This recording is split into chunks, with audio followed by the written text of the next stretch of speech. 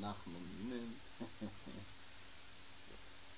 Rabbi Nussun, in the holy book Likutay Halachos, is explaining why people laugh when they get embarrassed, and especially when they are passing gas. Bringing here at the end of Tefillin, the laws of the phylactery, it says in the book of Yahzekal about Hiram the king of Tzor, that reached great haughtiness until he felt that he was God, and God chastises him, and he tells him, mlאכת תפיך ונקביך ביום, הבראך כוננו.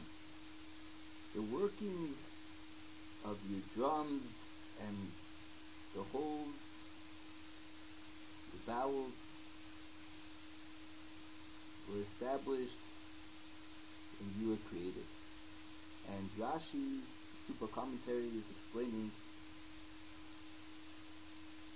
that God tells him that even though I gave you all this honor, I knew that you would become haughty, and with you in mind I established the drums and holes of the vowels which release the spirit, the air, like the callings of songs and drums. And you should have thought about them, should have meditated about the drums that passing of your gas makes. Because all the gases in a person from eating, those extraneous gases are an aspect of haughtiness. They inflate a person. And it's with great humility that he sounds the drums when he releases those gases. As Rashi explains, with this I have made you equal to everyone else. Now, Nachman is explaining in his holy book, Likutay, that in the second volume, in the 72nd Torah discourse, that the main life of a person and the main life that will be resurrected in the future is the humility that a person attains. The part of him that isn't. A person's ego, the part that is barely living at all.